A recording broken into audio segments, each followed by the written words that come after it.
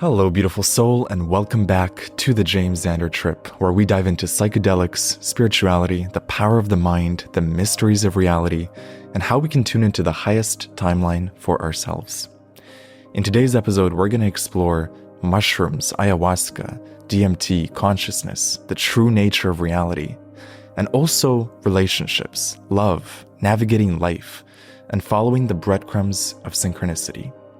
Joining me today is a transformation coach, cosmic traveler, consciousness explorer, psychedelic adventurer, and my good friend, Sky Blu. Sky, welcome to the show. Thank you. So glad to be here. So happy to have you. Sky, you were integral in the beginnings of my psychedelic explorations. On July 7th, 2018, you gave me a weed edible, a THC edible, which was a very gentle, light, buzzy experience that nevertheless rocked my world. And the reason it rocked my world is because it was the first time where my consciousness was shifted. It wasn't shifted a lot. That was going to come later with LSD and mushrooms and DMT, but it was shifted just enough to let me know that there was more to reality than meets the eye, and that there were possibilities waiting for me on the other side of this metaphorical door, the doors of perception. That little weed edible, although it technically isn't a psychedelic, started this whole journey of shifting my consciousness. So thank you for the weed edible. Here we are, 5 years later, still tripping, still exploring reality. And I might actually add a little bit to that particular episode, because it was not planned. It was actually super synchronistic because I spent some time in Seattle, and that was the first time when I encountered these new stores that were selling edibles. And so I tried it, but I tried only half of it, and then I kept the other half in my pocket, and I completely forgot about it. And then it just so happened that some days later, when you and I were in Vancouver meeting up for the first time, I just reached out into my back pocket, and there it was, and I was like, oh, here you go. And so I didn't even orchestrate it, but I think the universe had some plans for you already at that time. It was a beautiful synchronicity. I mean, it opened up so much. Do you recall that day? I mean, I think I recall being nervous around taking it. Mm-hmm. Yes, you were nervous, and you were like, what is this stuff? Like, is this drugs? and I'm like, no, like, it's, just try it, like, experiment, see what it does. And you're like, famous last words, okay, just try it. Okay. And then I remember we continued to talk and continued to take this beautiful, beautiful stroll along the harbor in Vancouver. And at one point you're like, oh, like, I feel different. I feel more relaxed. I feel as if like some sort of this background noise that was present is kind of gone. And I'm like, oh, like you were not high by any means, but you were like, I feel different. So that part I remember vividly. And I'm like, okay, there you go. First experience. Yeah. It was beautiful. It was exactly what I needed. Just gentle enough, but strong enough to show me there's more to life. Do you recall what your first experience was of having your consciousness shifted in some way? I do. And for me, it was my first experience of ayahuasca, meaning that I have not explored anything at all in my life up until that point. And I remember thinking that, okay, I've been on the path of spiritual development for so many years. And I'm not quite having the experiences that I think I'm supposed to be having. So I need some sort of kick. I need some sort of crack in my consciousness to shift and start feeling something else. And initially I explored the possibility of mushrooms, and actually I looked into growing mushrooms and everything that's involved in that process, but that was, quite an endeavor. And then somehow the topic of ayahuasca popped up. A friend went down to Peru some months prior, and I was like, oh, that is definitely something to explore. And literally 2 or 3 weeks later, many things converged. I actually got let go from my current job. And I'm like, okay, I'm going on a trip. So I booked tickets to Peru, to the Amazon jungle. And I connected with a beautiful bunch of people that were organizing and holding the space. And I had my first 5 ayahuasca ceremonies deep in the jungle of Amazon. And to answer your question specifically, like, do I remember the first time my consciousness shifted? Very vividly. It was this opening into the world of Pandora at night. There I was in the Maloca, in the deep jungle of Amazon, and it felt as if jungle kind of moved in and embraced me and opened me up into these beautiful colors, like the luminescent colors of Pandora at night. And then I just started to smile because up to that point I was like, is anything gonna happen? Like, am I gonna like feel anything? And I just smiled, and then they actually got up and I went and laid in the hammock. And I think for the rest of the night, I was just feeling the love pouring from the jungle towards me and seeing all the colors and just being one. And I even remember that at some point, the jungle sort of like gently consumed and devoured me. And I kind of, for some time, dissolved and sort of became one with it. So that was my first experience. Wow. That sounds so beautiful and brings me back to my own memories of ayahuasca.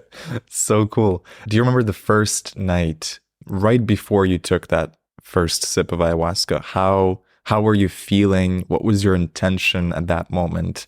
Was there a sense of nervousness, and how surprised were you by what happened that first night? Yeah, I remember that the predominant train of thoughts that I had was like, is anything gonna happen?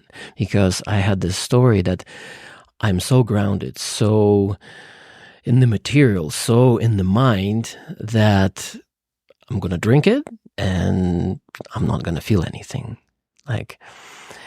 And so it wasn't exactly nervousness about what's gonna happen.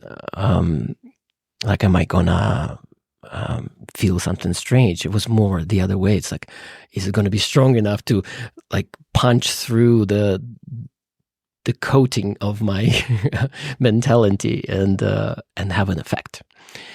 And I also remember that at least that particular brew of ayahuasca was probably the most unusual, terrible taste I've ever had. I mean, they all differ now, I know, as far as the brews, but that particular one, I was like, whoa, what was that? Yeah. And the other 4 nights of ceremonies, what do you recall about them, and what did they teach you? It was fascinating because they were all different. I remember one, I think it was either the second or the third one, where right after drinking ayahuasca and receiving the Icaros from the shaman, I completely blacked out. And the only thing that I remembered is me being the point of awareness, coming back into the body. And it was this interesting perspective of seeing the body, not seeing the head, seeing the neck and sort of the opening of the neck, and me sort of climbing back in and doing a check. Okay, so this is the body of this guy. Okay, he's got kids. Okay, he's from there. They're like, okay, I'm in the right body. And then, and that's it. So that was actually the shortest trip I probably had ever. Like, I remembered absolutely nothing, just the point of return from somewheres. I don't even know where I was, but that particular episode was Wow. interesting. Yeah, so that was one of the trips. Another trip was me trying to meet up with my higher self. At the time, I remember it was such an idea, such a goal of like, oh, I want to make contact with my higher self somehow, and I don't know, receive some wisdoms and direction, and maybe more clarity about where I want to go next in my life. So, and then that particular trip, I was still in Maloka, the round building in the jungle, and I felt the presence of my higher self, yet I could not see their face. I only saw the mask, and also them like hiding behind different posts and like these walls. And I was like, hey, can we sit down and have a conversation? And my higher self was just kind of like lurking in the dark, sort of in the background. And I never got a chance to actually sit down and connect. But I remember spending a lot of that trip just kind of chasing my higher self and trying to connect. What do you think that symbolizes? What did you make of that? At the time, I was kind of peeved. I'm like, hey, like, dude, like this is my chance to connect with you, and you're like hiding. But in retrospect, it kind of seems as if what was happening at the time was what was needed, meaning to just open up gently and receive the medicine and allow it to percolate, and not necessarily jump straight into achieving some sort of objectives, receiving some sort of, advice or whatever it is that I was hoping to receive. And that's what that whole week in the jungle ended up being for me, is just being received very gently, very tenderly, very motherly like by the medicine, and opening up my heart and preparing me for what's next. And what was next? I remember at the very last ceremony, at the fifth ceremony, I started to feel like my sexual energy was starting to build up. Like for the first time probably in my life, I started to feel like this buzz in the area at the bottom of my spine, where you could say that the root chakra is. And I was like, what's going on? And as part of our preparations for the ceremonies, they advised us not to have sex, not to masturbate, not to have anything to do with sexuality for a week prior, and then obviously not during the ceremonies. So I think it had something to do with that. But what really came next, I was not prepared for, because once I was complete in the jungle and left for the Sacred Valley, Cusco and Pisac, through a friend, I connected with a beautiful space holder and facilitator by the name of Miguel, who invited me after a conversation. Actually, I remember he met me at the airport, and he brought me from Cusco to Pisac. And on the way, he was kind of probing me and asking me some questions to see if I'm ready. And finally, he's like, yes, in 2 days, I'm doing a nighttime ceremony with Wachuma, San Pedro, cactus. And I'm like, oh, what's that? And he explained it to me. And I'm like, okay, I'm open to that.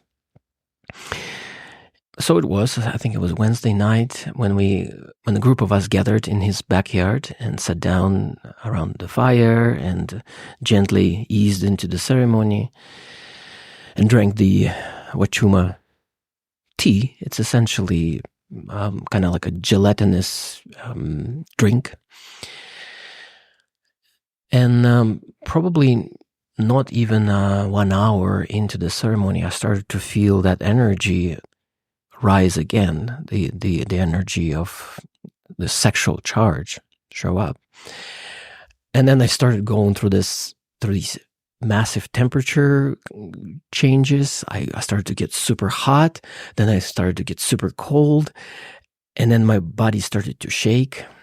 And probably after another hour, what started to happen is that I started to feel the energy beginning to circulate from the base chakra up the spine, all the way to my head, and then down, and just in a circle, in a circle, in a circle, ever increasing, to the point that then I started to feel as if I'm having an orgasm, except it would never stop. It lasted for some hours.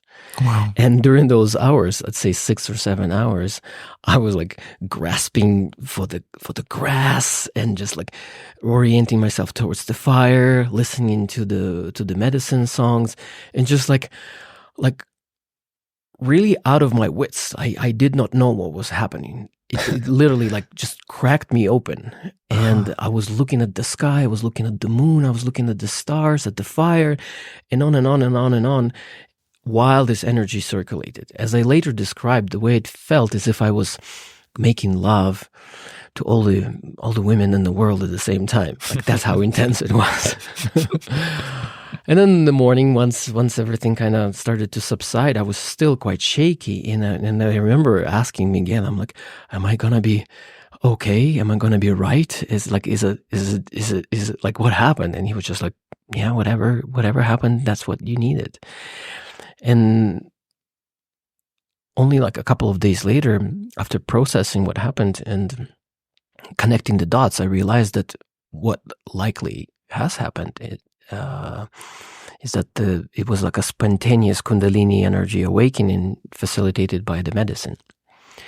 And that was the beginning of something that is still with me today, something that I continue to work with. It's been 6 years now. And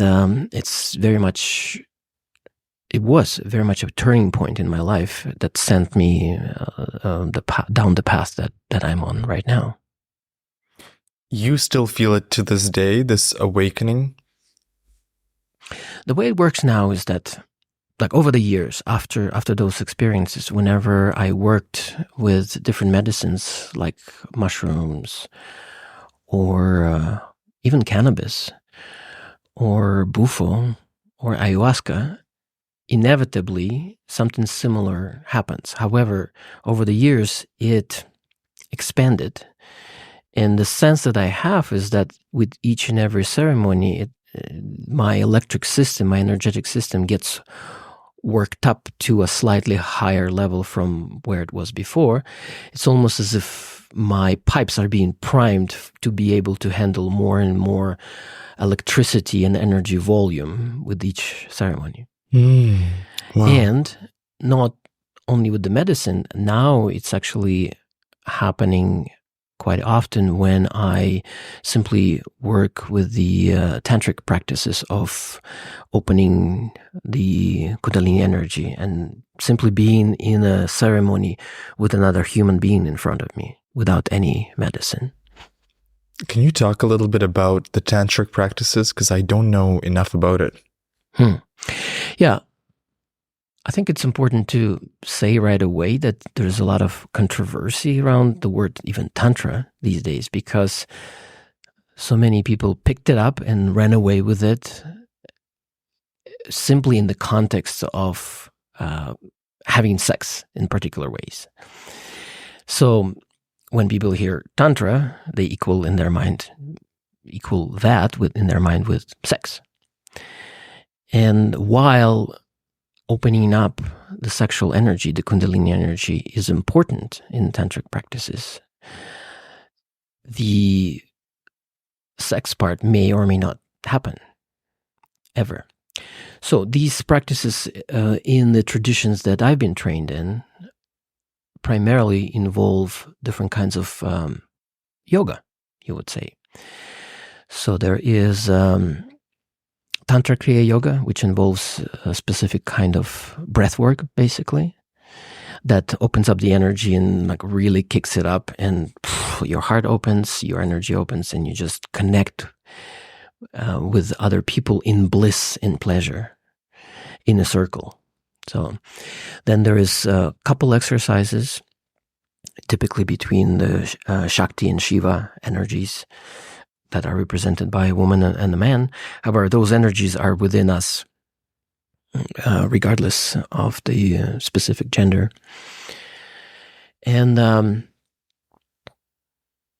There is also Venus Kriyas, which involve different kinds of energy flowing exercises when in couples. And there are rituals as well that honor the sacred sexuality in a ritualistic form that prepares couples, if they so desire, to then transition into a sexual act. So this is like a very brief overview, but it helps to think about the ancient traditions of Tantra as simply yogic practices that are aimed to open up your energy, get it flowing and flowing and flowing, open up your heart, get you connected, and really open you up into pleasure of being with other humans. The sky blue that went into the jungle and the sky blue that came out of the jungle after the 5 ceremonies plus San Pedro, how did it shift you fundamentally forever? In which ways would you say you were shifted? I don't think I was aware at the time that the shift has occurred. Because it was the events of the next few months that really defined the shift. I ended up separating from my partner at the time, moving out, and then kind of embarking on this grand adventure that I'm still on to this day. But I think what it did is simply initiated me into what's possible. And to this day, I don't even know what that is. All I know that it has to do with flowing my energy freely, with keeping my heart open, and taking the steps that I feel are most aligned at each and every moment. So it was just like this welcoming into the next part of my life that happened in the jungle at that time. And it only in retrospect I could connect the dots, as Steve Jobs famously said. So, yeah. What I love about your story is you intended to have a crack of, an energetic crack in your system to show you what's possible, and the plant medicines delivered. I find that is one of the many, many benefits of psychedelics is they create these spaces of possibility of like, oh, there's a whole other world here. There's a whole other frequency here. Yeah. Yes, and the mystery of it is with me every time I go into a ceremony. It's there's more questions every time than answers. However, the beauty, the mystery, and the healing that seems to arrive with each ceremony is so precious. Have you had any recent experiences that have expanded the journey? Yes, it's interesting that this year has been a year when pretty much 6 years to the date after I did my first 5 ayahuasca ceremonies, I reopened that container. I have not sat with ayahuasca for 6 years. And it's this April, 6 years after the April of 2017, when I first sat with ayahuasca, that I reopened that container. And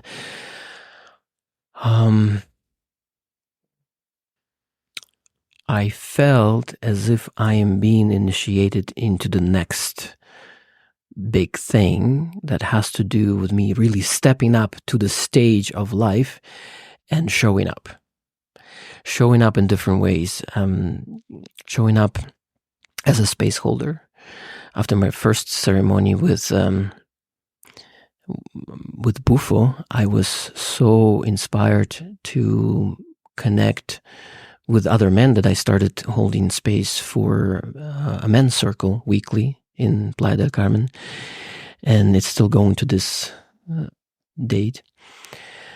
And another major thing that has happened over the past few months and a few ceremonies with ayahuasca is this direct experience of what I call, I don't have any other name, but what I call it God consciousness. And I could talk about just that and what it's like for a long time, but to describe it and to give you a sense of what it's like is, it's as if my awareness, my consciousness being lifted and opened up into this liquid state of omnipresence and simply energy and direct knowingness of, oh, I am all that. I am I'm this universe. I am. And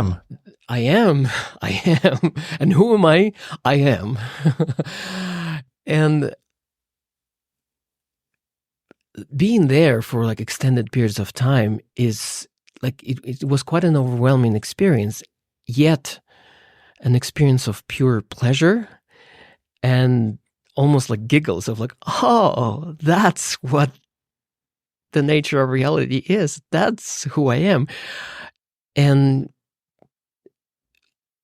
what inevitably follows that is this gradual descension towards this tiny pale dot that is somewhere very far away, sort of towards the bottom, that is my human life.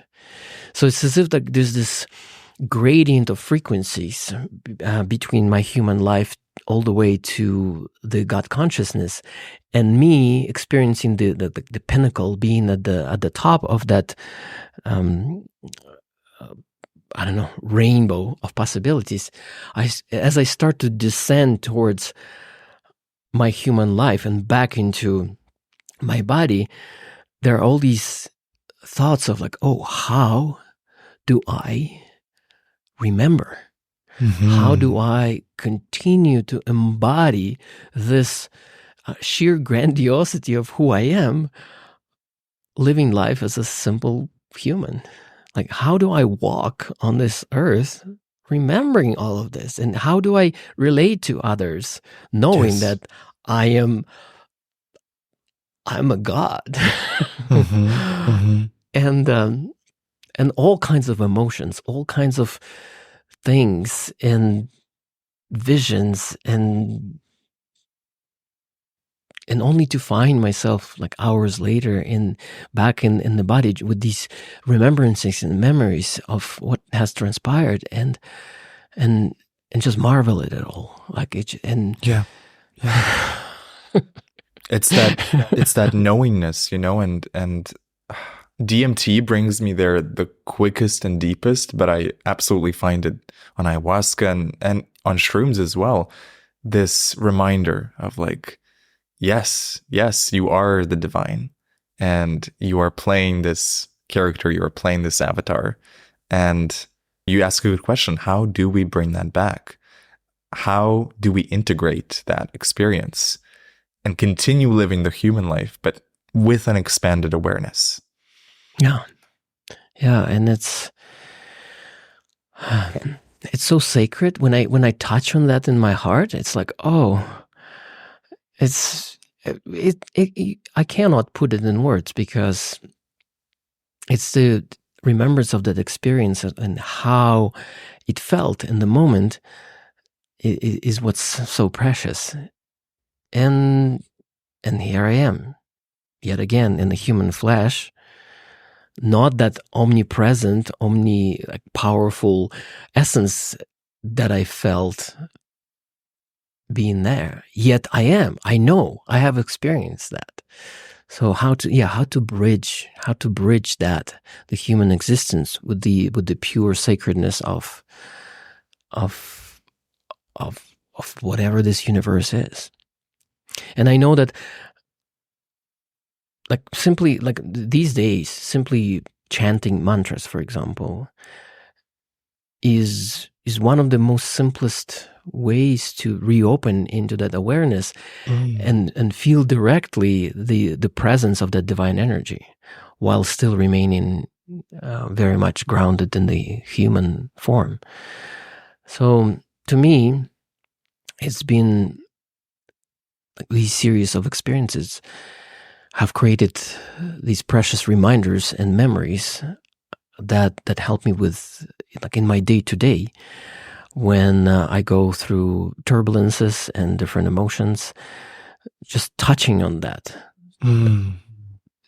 Just like, yes, I am that, what I'm experiencing right now, and I'm that also, that pure light of divinity. Like, nobody can take away that experience from me. When you go through a turbulent time in life, how do you reconnect with that God essence? These days, the most simplest one is the one that I already mentioned, which is part of my morning practice, is simply chanting. Something happened in the 3 Bufo ceremonies that I had before I reopened the ayahuasca container that connect me, like plugged me in directly into that of which, the ancient Hindu teachings speak. All these energies of Shiva, Shakti, Krishna, and it's no longer mere words, but energetic essences that I'm directly familiar with. So when I chant mantras, that's what I open up into. And when I see videos, like when I watch videos, for example, of people doing kirtan, like I can see it in their eyes, like it's there. They feel it too, and we don't even have to talk about it. But something in that technology of sound, the technology of mantras, it just plugs me in. It's fascinating, isn't it? Well, what do you think it is about mantras that activates that? And is there a mantra or a resource you recommend for the listeners to pursue or to explore if they also want to have the same experience? Yeah, I think this is where it gets interesting, because time and time again, I learned that there is no one single path for a soul to follow. There is no recipe. There is no formula. And but it is useful sometimes to see other people's recipes. Yeah.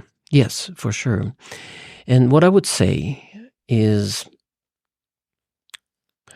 it's definitely worth trying out the most basic mantras that are practiced at each and any kirtan.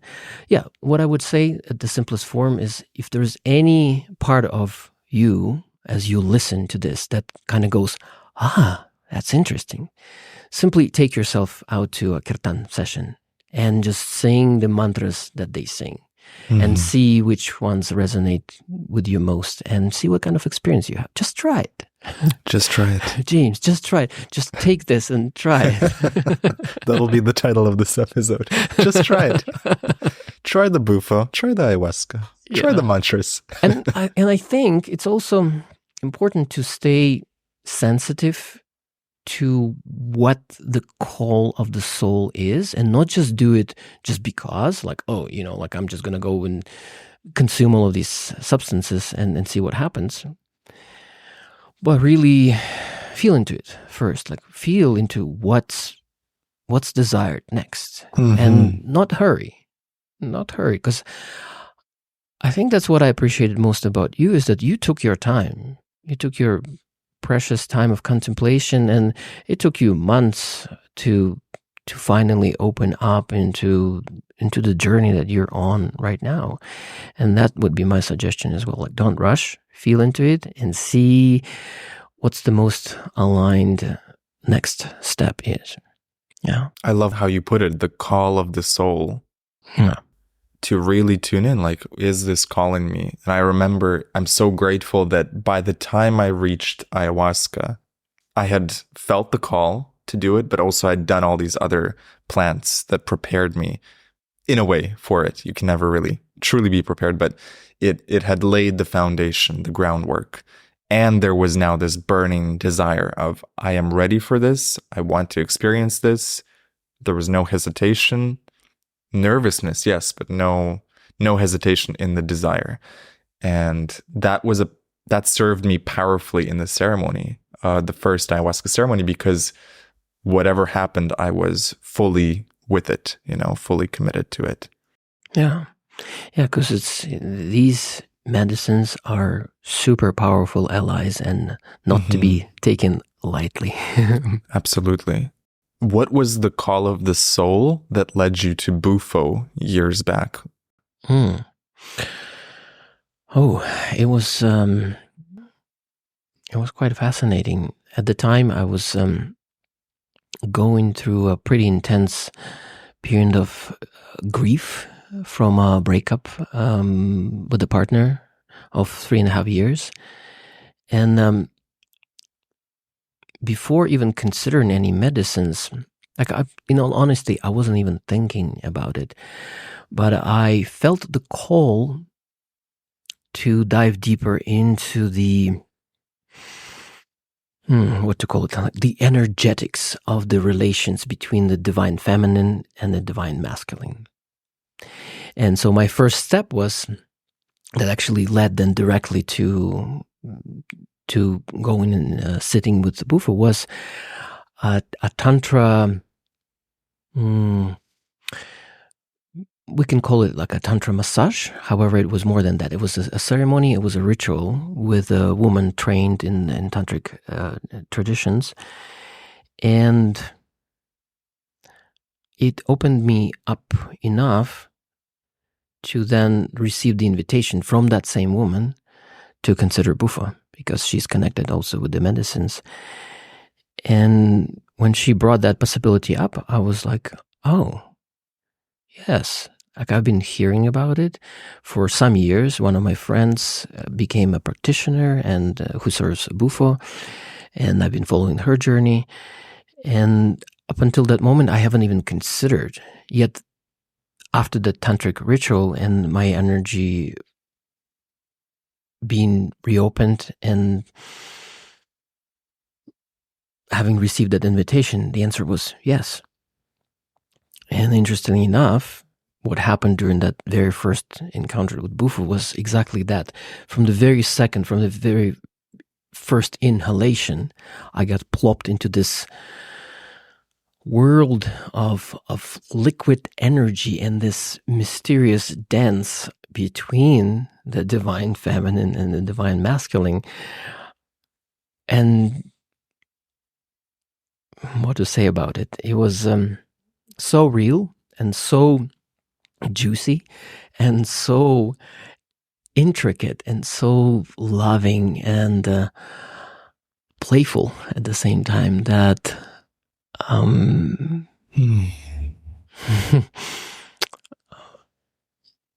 that it I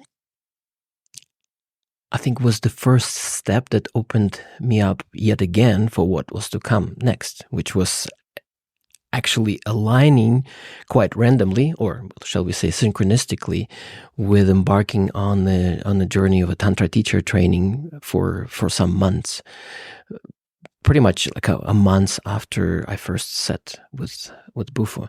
So somehow, some way, the theme, let's say, of sexuality, the sexual energy, Kundalini, being opened in Peru some 6 years ago, has now been leveled up, and I opened up into it with a completely different awareness, from a completely different state of consciousness, and that's the journey I'm on right now. Just somehow it's all, for me personally, very, very entangled and related. You mentioned the divine masculine and the divine feminine.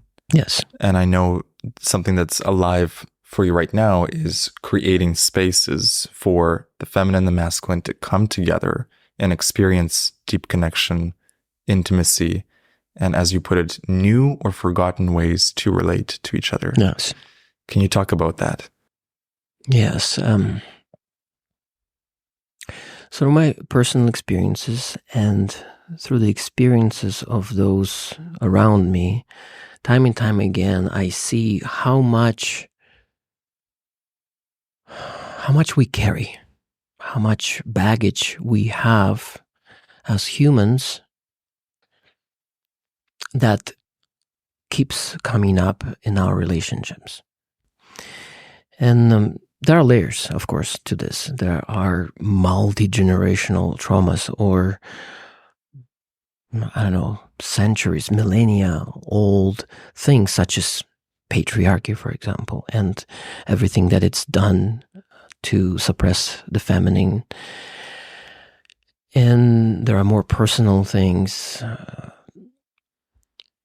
And so much time and energy is spent in relationships fighting things out. So it's like it's this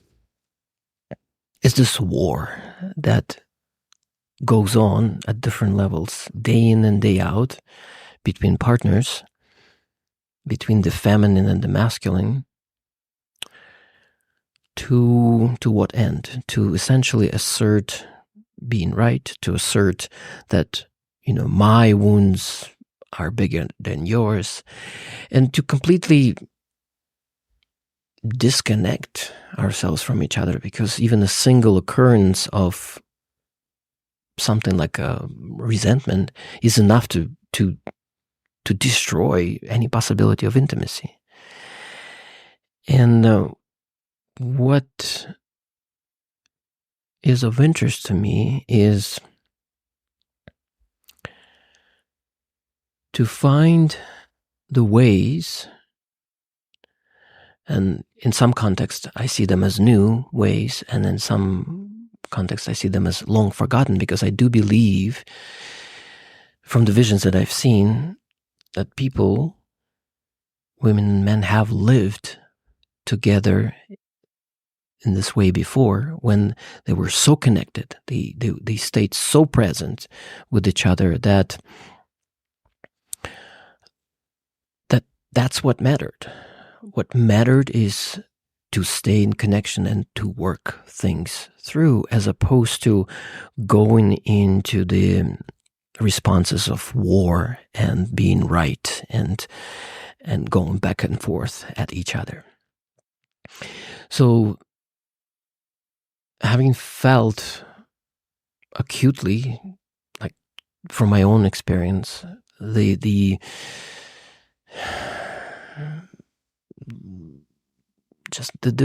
deep sadness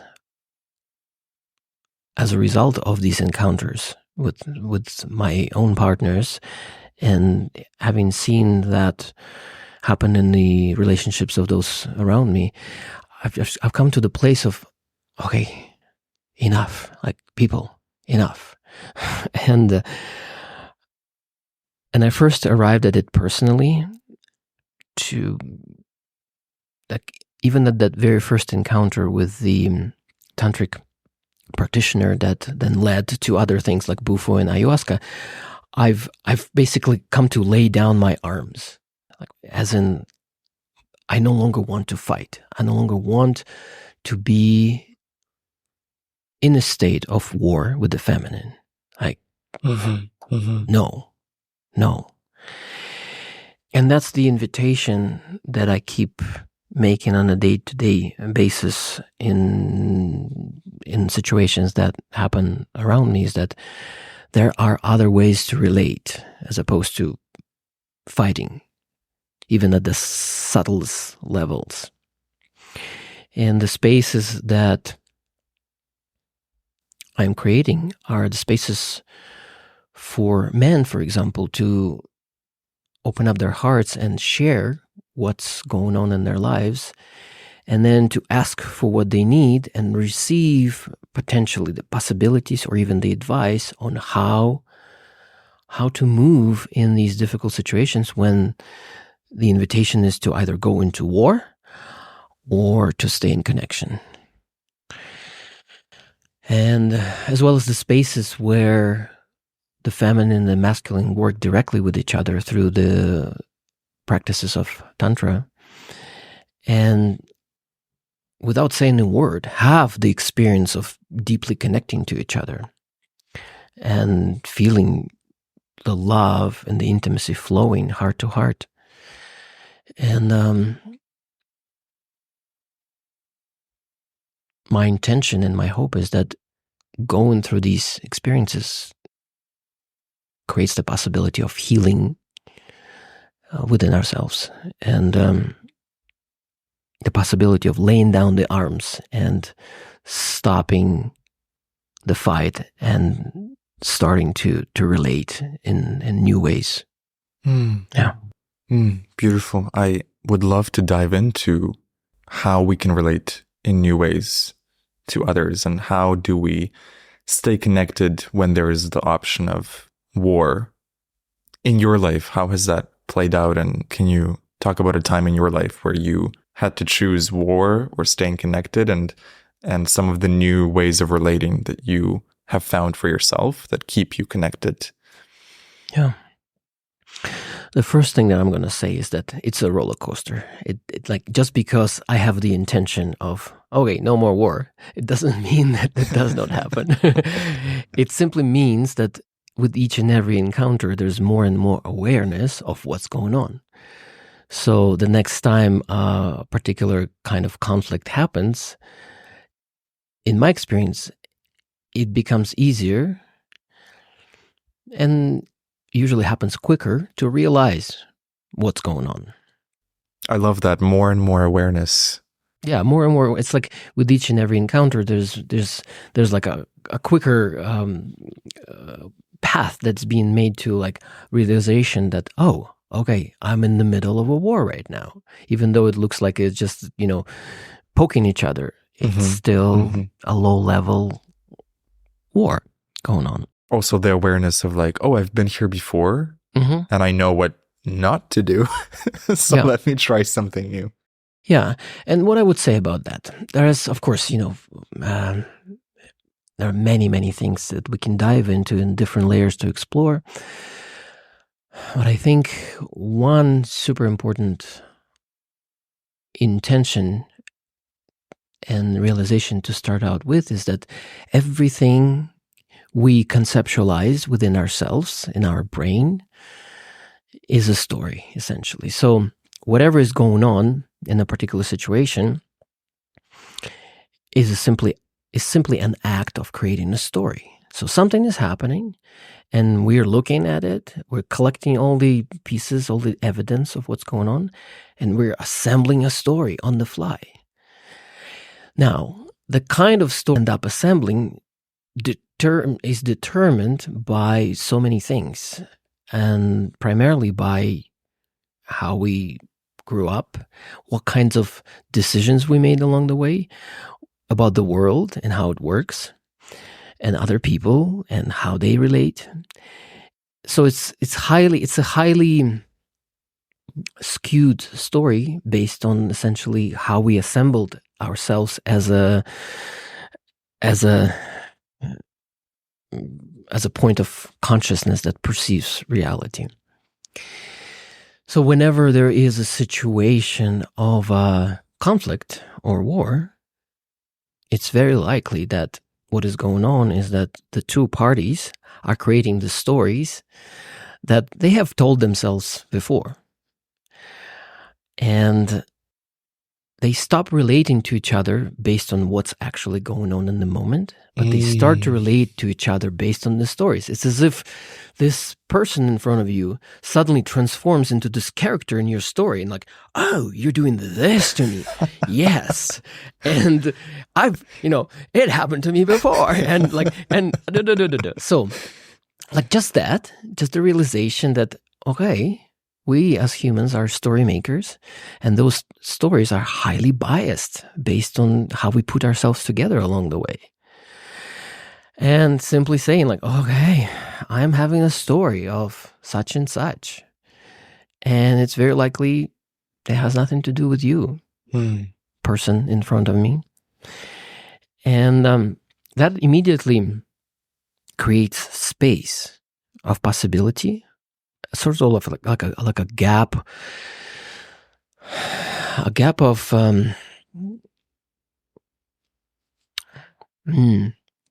in some way, I see it almost like a gap of lovingness between the two characters that are trying to fight it out, and it creates a possibility for something else, as opposed to continuing to relate to each other in the moment based on the stories that are also being created in the moment.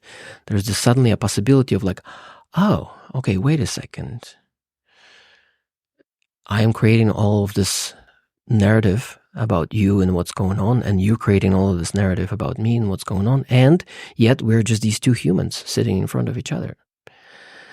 So what I also find is super helpful in situations like that is bringing the awareness, like, okay, I am having a story, but then also stopping to narrate that story in whatever words that are coming out of our mouths, and then simply touching each other and simply connecting on the physical and energetic level without the mind being in between.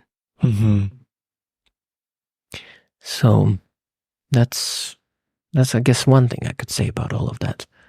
Because when you touch or connect on a physical or energetic level, you're not including the story in that. It's just feeling your partner.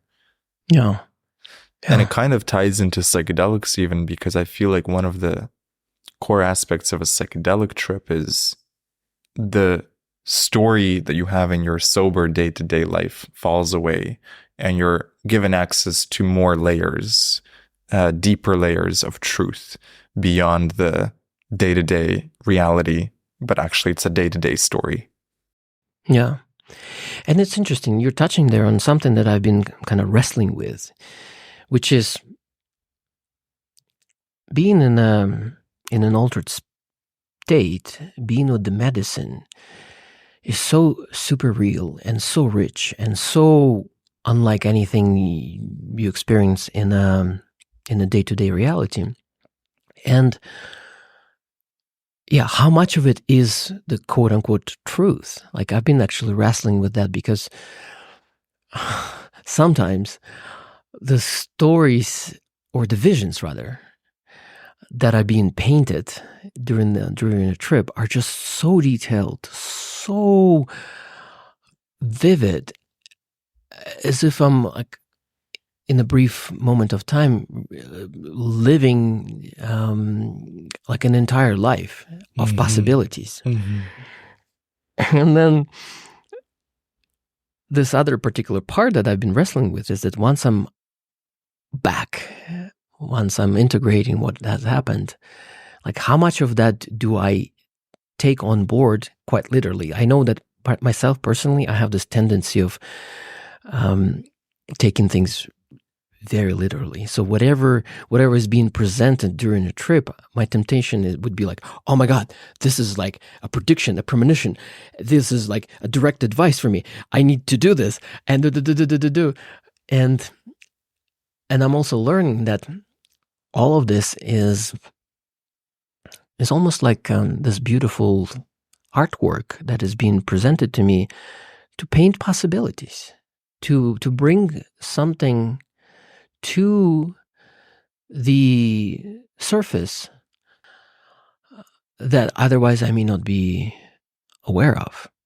Yes. Possibility came to my mind too when you were talking, that perhaps everything is a story. So the psychedelic visions that are so vivid and so real are, in a sense, also stories, but they are creatively different than the stories that we live with day to day.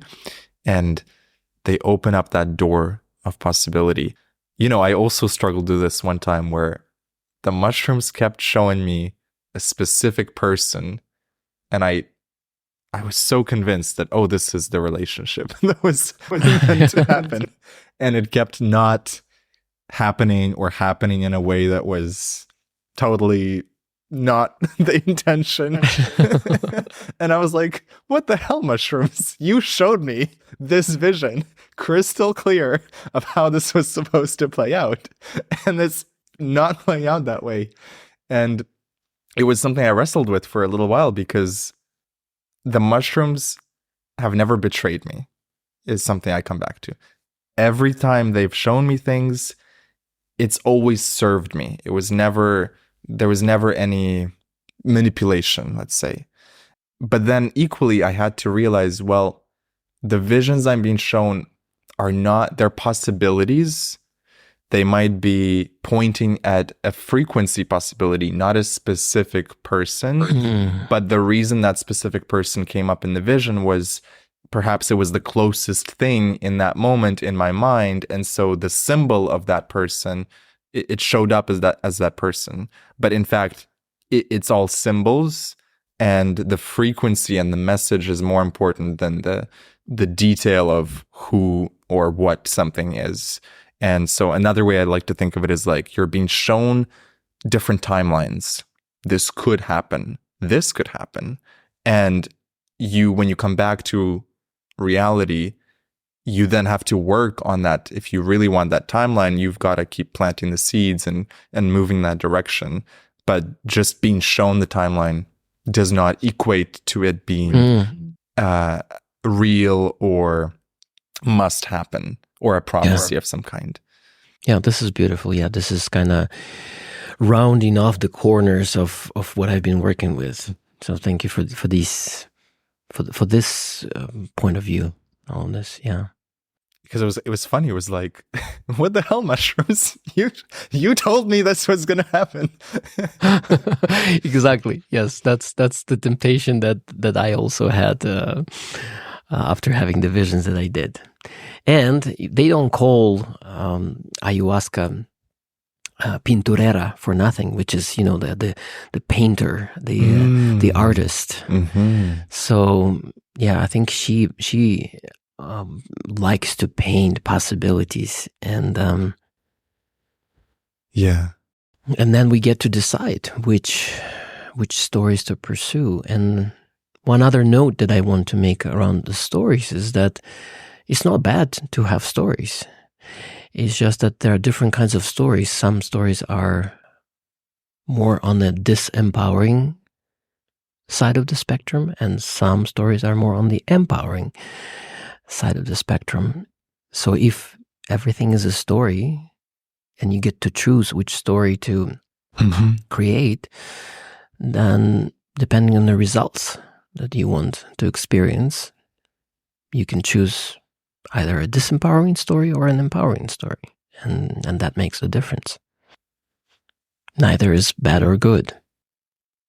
And it does seem that I do experience this level of deep knowingness and truth on psychedelic trips. So even with the stories and the visions, there's some core aspect of it that feels undeniably true. And I wonder if you also relate to that.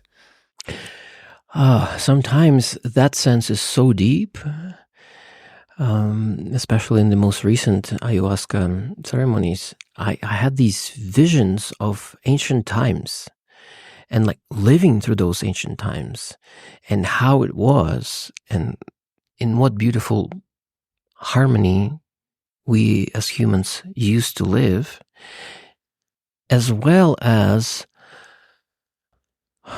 the deepest sadness and grief over the things we have done to each other. And not necessarily even knowing all the facts of what transpired, but just feeling the deep truth of, oh, wow, how much there is in that one particular, blob of information. And sort of receiving it as one instantaneous download, and then not needing to know the details, but simply knowing that now I'm in a position of letting it go and purging it and leaving it in the bucket, and not purging it for myself personally, purging it for the people in the room, purging it for humanity. And these kinds of experiences I've had time and time again when the deepest truth of what has happened in the past just washes over me, and the next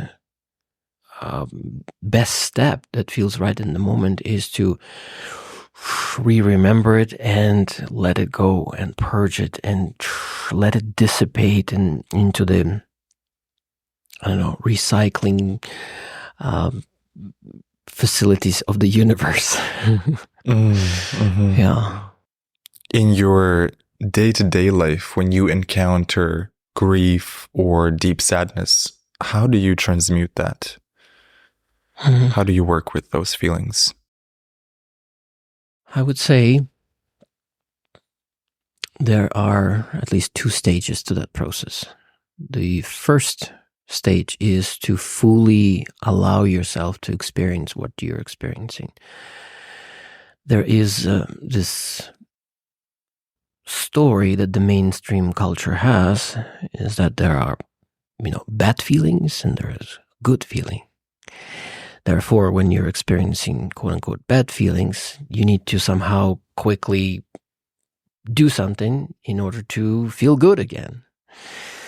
So my invitation around that would be to actually create as much space and time as needed for you to fully dive into the sadness or the anger or the fear and just really allow it to experience. At the very least, begin with noticing what's going on and making the conscious choice of not labeling it as, oh, there it is again, bad.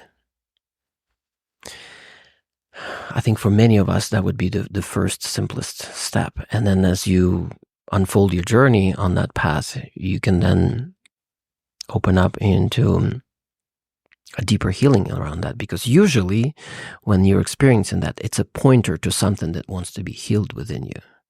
So trying to suppress it is essentially delaying the healing that your bodies are asking for. And the act of transmutation happens through the deep experience of what it is that is moving through you. And letting it, allowing it to play out completely so that there is nothing left to hide or suppress. And then there are, of course, different processes that are guided by space holders that allow you to move through that in a more directed way and get to the healing results quicker. So, is there a process that comes to mind? There is one particular process that I'm super familiar with that I've experienced many, many times over the past year and a half, and it's simply called emotional healing process. If you want to look that up, it comes from, or it came to me through the game world of possibility management, which is this vast world of copyleft techniques that also include working with the emotions and healing them. And it's free to use. There are also communities of people who practice that with each other. And what I am also finding is that it can be so super intense that there is just inevitable inner resistance to not doing it, because it takes you to such depths that I think only naturally we tend to avoid that. And of course, there are other techniques such as breath work or tapping or somatic release that are available. The main point being here is that acknowledging that what you're going through is not bad. That just removing the label of, I should not be feeling what I'm feeling. And then moving from that space into, oh, and how do I heal that? And then finding the aligned techniques to work with that. In the 6 years since you've done your ayahuasca journeys, what would you say has been the biggest challenge or the theme that keeps coming up for you to work on and heal and work through? And how have you navigated that challenge? I think the most potent story that comes up for me that I started working with some years ago now and I worked through the layers, and yet it's still quite present, is this notion of receiving interactions with other people that very clearly indicate to me that, how I am is not okay. Like it's a big, big story in my life. In other words, there I am, going about my daily business, making the decisions that I'm making, and then all of a sudden there's a person pops up in front of me who says, oh, what you're doing is actually not needed, not necessary, maybe even wrong. Ironically enough, I've been hearing a lot of that specifically around my work with ayahuasca recently. There's like multiple people who would just pop up on my path who would say like, oh, like all of this work with ayahuasca that you're doing, it's just spiritual bypassing. And, the real work comes when you're sober. So it's kind of like a double layer of that story that I just mentioned. How I am is not okay, and the choices that I'm making are not right. And yet, more and more, I relax into how I choose to live my life and into the steps that I'm taking. And to me, it's as simple as there is no universal answers to anything. Mm-hmm. For some people, if they've come to the point in their life when they say, okay, psychedelics is spiritual bypassing and that no longer needed, okay, that's what works for you. However, it does not mean that I am personally done and complete working with these allies, because to me, these allies are continuing to help and unfold so much. So, yeah. So it's not even necessary to engage in that level of like, who is right and who is wrong, because it makes no sense. What matters to me is to continue to stay in relation, continue to connect, and be curious about, what each of us is up to and what sort of paths we're exploring, without denying each other the things that we are, the choices that we're making for ourselves. It reminds me of something our mutual friend Steve talked about once, which is that the importance of trusting yourself above anyone else's opinion. Even when you make mistakes, you still must maintain that deep inner trust with yourself, because what is the alternative? To go through life not trusting yourself and outsourcing all your decisions to other people who is to say that they are correct. So I like what you said, that it's not about who is right or wrong, it's what is right for me, and tuning into the gut, tuning into that intuition over and over and over again. Yeah, and even taking it, like kicking it up a notch and removing these labels of right and wrong, and simply seeing these choices that we're making as experiments. Like, I am in charge of my own laboratory of life, and I get to choose which experiments to embark on. So if I make an experiment and then my lab explodes, oops, okay, I'll try again in the next lifetime. I love that. I love the framing, the word experiment. It's light, it's fun, it's lighthearted. We're not trying to take this so seriously. It's an experiment. And I'm experimenting with, for example, ayahuasca. Is it bringing me interesting results? If yes, continue. If not, stop or try something new. And yeah, wow, experiments. I love that framing. I think everyone can apply that to their life of don't take it so seriously and just see everything that you're doing as this grand experiment in the lab of your own mind, the lab of your life, the lab of your relationships, the lab of your, every area of life. Exactly. Yeah. Circling back to the masculine and the feminine, what do you find the most fascinating about the feminine and the most confounding? Oh, how much time do we have?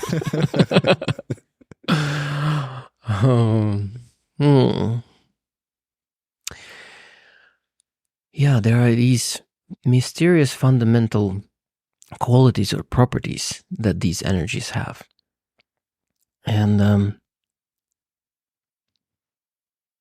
And I guess I should ask the same question about the masculine, because that's, to bring it back. Because, it's a dance, It's a dance. It's not, these are not the opposites. These are very much complementary energies that are meant to find a way to unity again. And that's why in our lives, the masculine seeks the feminine and the feminine seeks the masculine in different forms, in the energetic form. And I think the most puzzling and at times infuriating quality of the feminine that I see is that just the sheer vastness of the possibilities going on at a single point of time. It's as if like the entirety of the universe is like happening this second. It's like and me as the masculine, my desire is like, okay, but can we just focus on this one thing?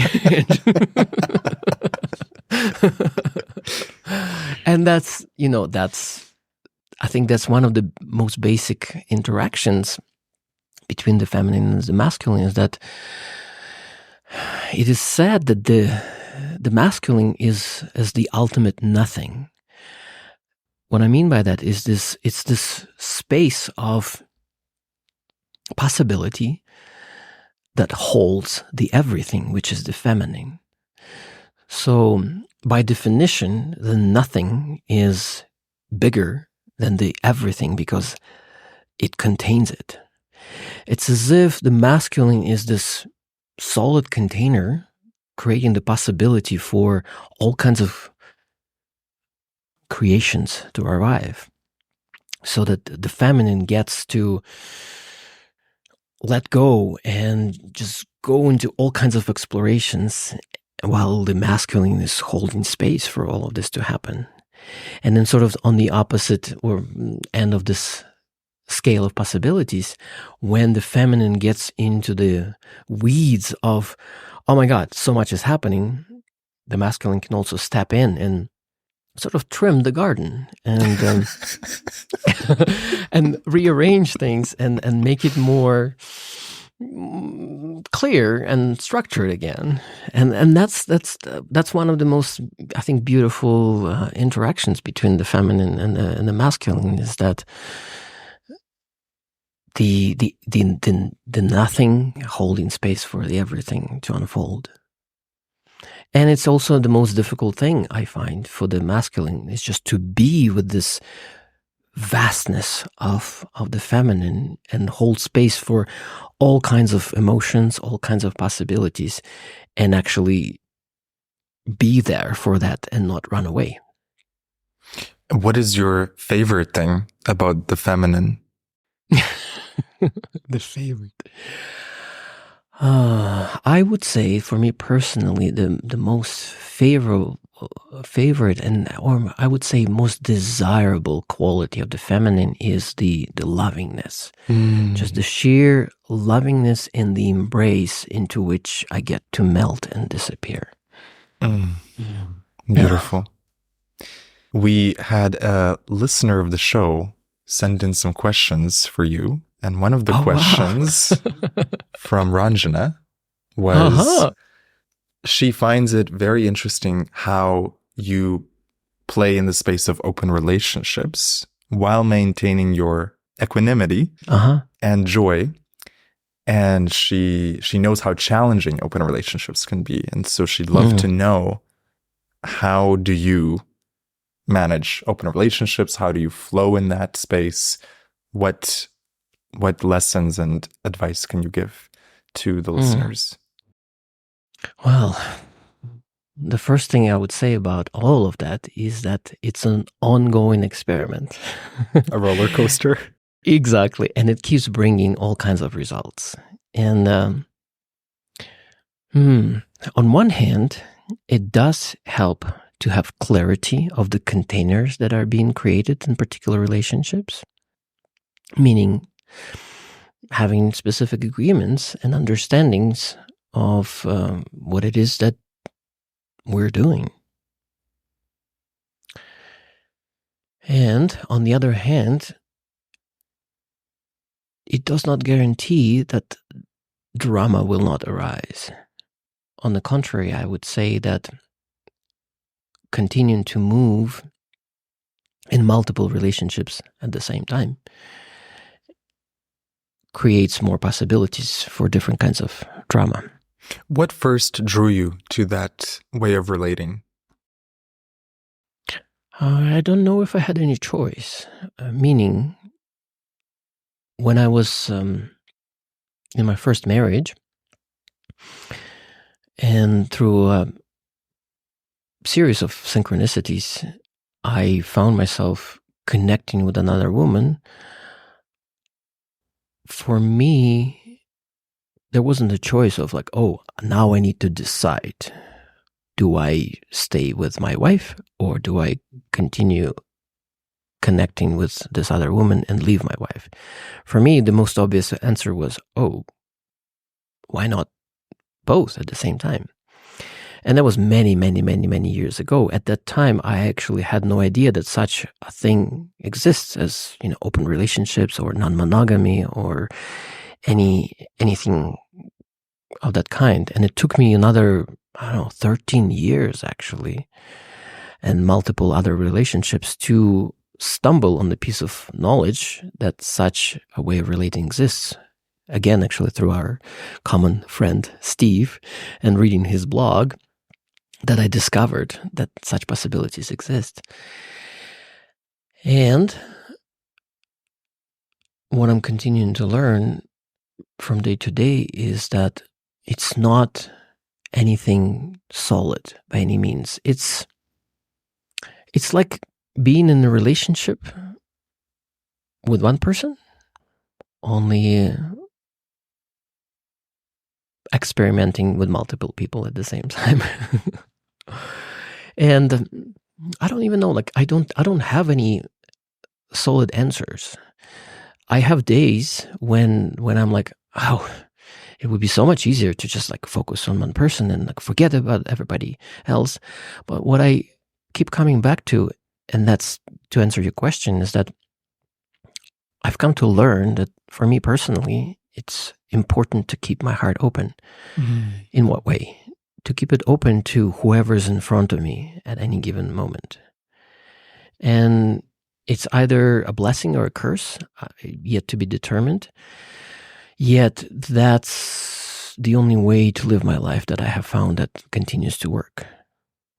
Is that I find myself in front of a person, we are connecting, we are relating right here, right now, and that's what matters. What have been the challenges, would you say the biggest challenges of open relationships? I would say the number one is not surprising, which is jealousy. And where do you think jealousy comes from? I have a sense that jealousy is a particular kind of reaction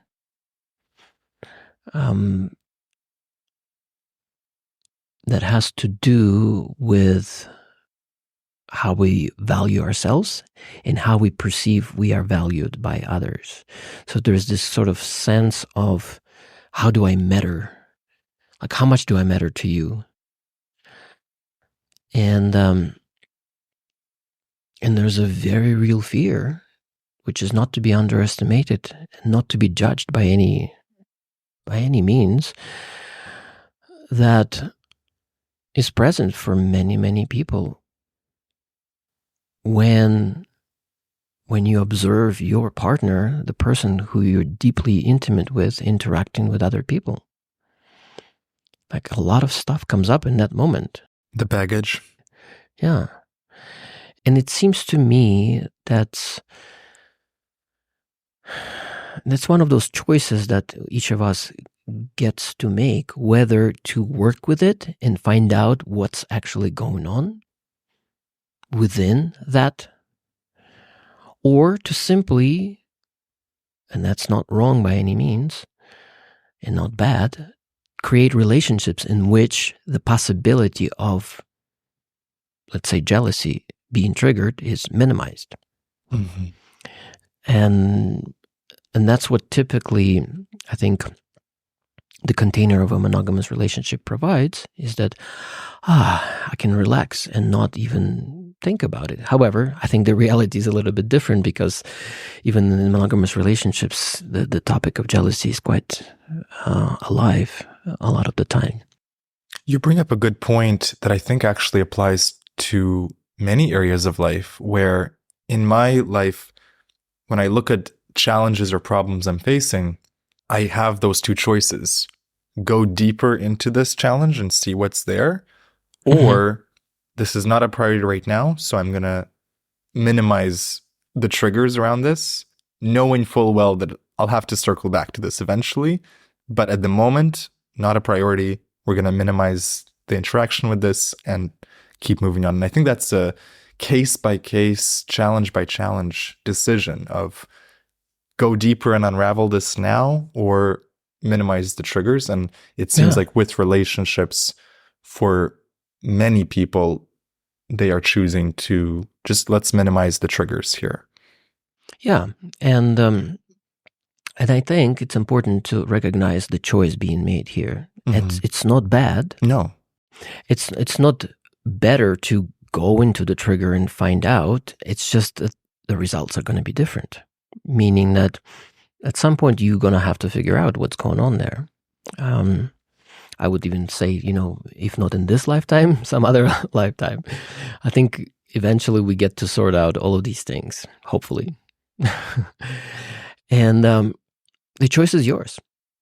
Not bad, not good. You, as a person, are making the decisions. Yeah. So it's not better to have open relationships. If anything, I think it's just yet another kind of fast lane approach to personal development, because it multiplies the challenges within a shorter period of time. So I think, to me, it's one of the appeals as well, to just like really walk the edge of what's possible in relating. With jealousy, how far have you unraveled that for yourself, and what lessons have you learned around that? Yeah, it's interesting. As I continue to observe myself, most of the time, I'm very at peace with the people that I connect deeply with, connecting with other people. It's as if I actually partake in their happiness of relating with others. And I just feel the freedom of, I love you, and I want you to be free. Like, for me, that's sort of the ultimate mantra that most recently I got reminded of from the tantra training that I've gone through. And ultimately, that's the approach with which I want to live my life, is that I want to be deeply connected, deeply intimate, in love and in relation, and completely allowing 100% freedom to the other to do whatever it is that interests them in life. Like, who am I to say what to do and not to do, who to connect with and who not to connect with? Like, it's not my life. I can decide that for myself, but I cannot decide that for the other, even though that person might be my closest ally and partner and everything. So, and I have also felt what I would call like little stings of like, like what is it about me that is less appealing that causes you, person over there, to connect more with the others than me? So it's again like back in that space of like self-worthiness and comparison that really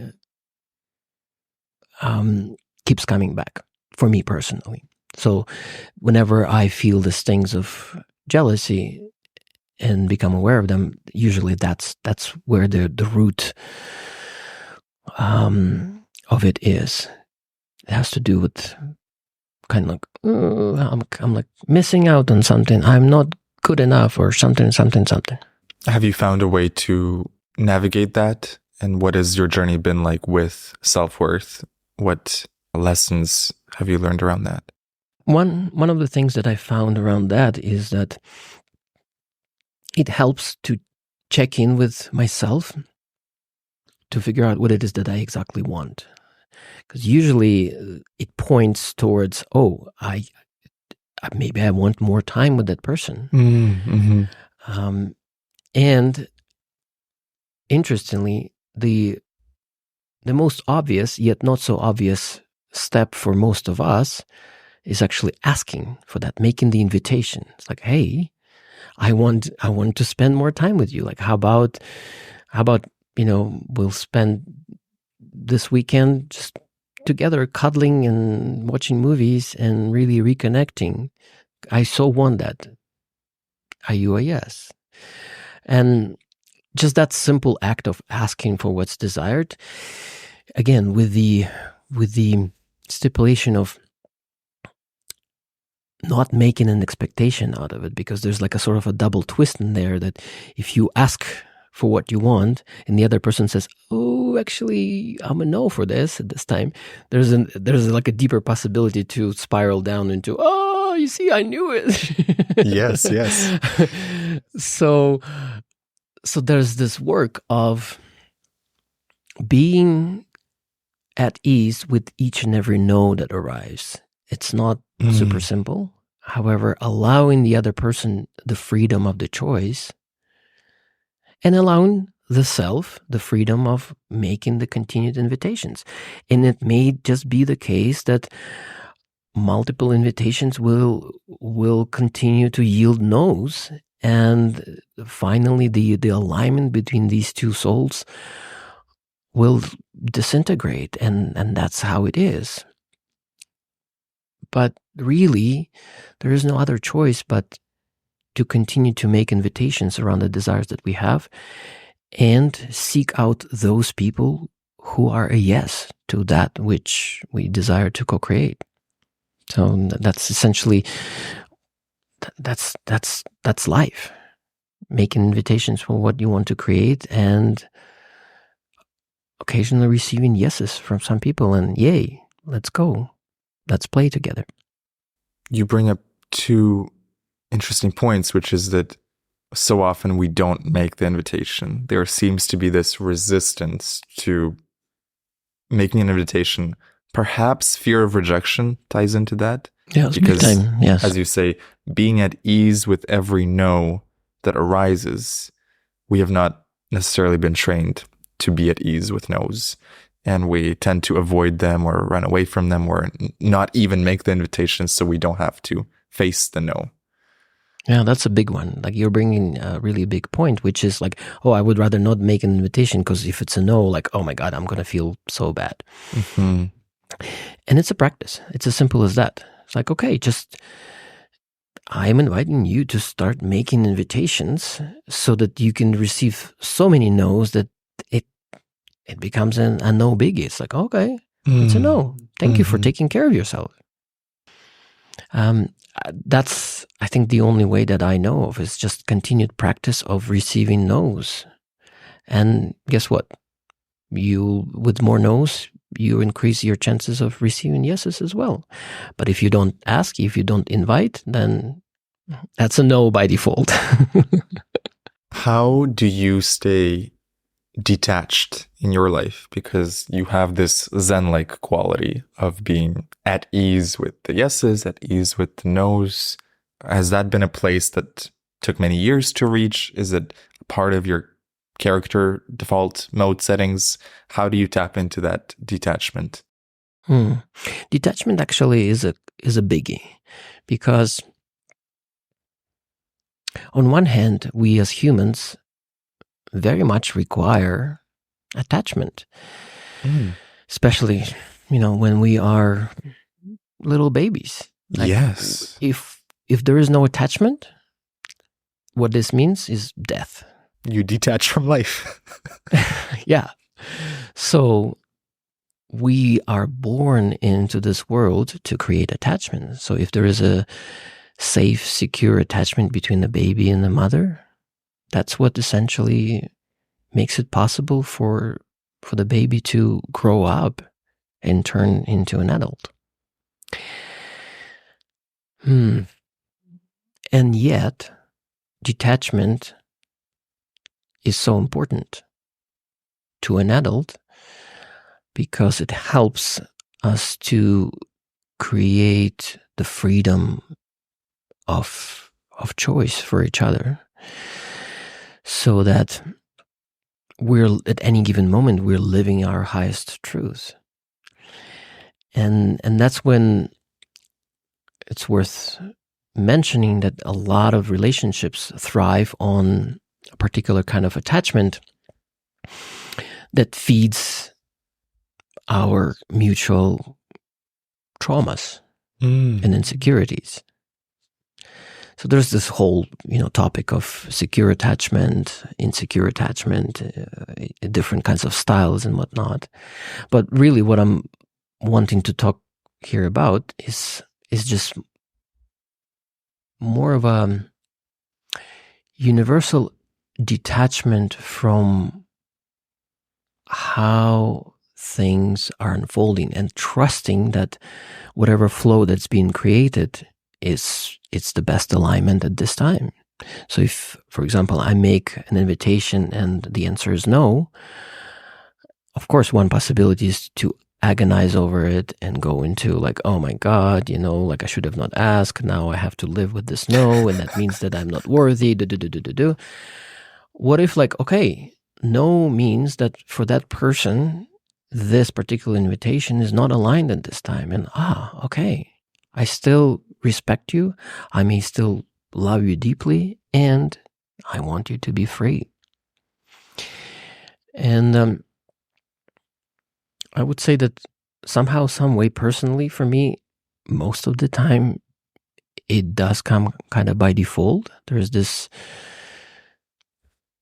like you said, some settings that were somehow programmed in that allow me to be at this level of like, oh, okay. And it's not like that 100% of the time. There are definitely situations when my own emotions, that is to say, sort of trauma of the past, gets triggered through that of like, oh, but I really, really, really wanted it, and it's a no. And then what unfolds is essentially the work of, okay, so what is actually going on? Like, are you working with the situation that is present here and now, or are you simply rehydrating something from the past that I'm being reminded of this time? And that's simple, a pointer to something within me that still wants to be healed. So if there is a reaction, there is a wound. If there is a reaction, there is a wound. Yeah. Yeah. It's a flow of signals and possibilities to dive deeper into. And one thing that helps with all of that is continually coming back to self and assuming that what is happening is what I'm creating. Otherwise, it's this very basic notion of interacting with the world. You can be interacting with the world from a position of reacting to what's happening and essentially being a victim to the circumstances, and then going through emotions around that. Oh, like, why did this happen to me, etc. Not bad, but it continues to create this position of not being able to do anything about it until the world around me changes. And that's okay. It reminds me of something you taught me, which was to stay in your center. Yeah. When there's turbulence, it means that your center has been shifted to bring it back. Exactly. Because if you are reacting to the world, typically it means that you just throw your center to whatever situation is happening, and it's over there, and you're like observing it, and you're helpless. You can't do anything about it. However, the other way is to bring it home, to bring your energy and attention home to yourself, and move from that place as the creator of your life, and assume responsibility for everything that's happening. Somehow, some way, I'm creating this. What this does, it puts you right into the driver's seat of like, okay, since I'm creating this, what do I want to create next? And how do I go about it? As simple as that. And the results of that is that you can then like explore, I can do this, I can do that, and so you have an infinite number of experiments to run, as opposed to waiting for the world to change.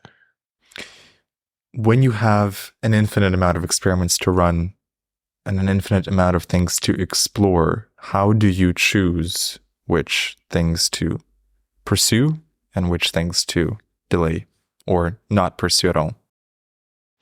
Quite often I just check in with myself, and there's this sense of alignment or misalignment that arrives.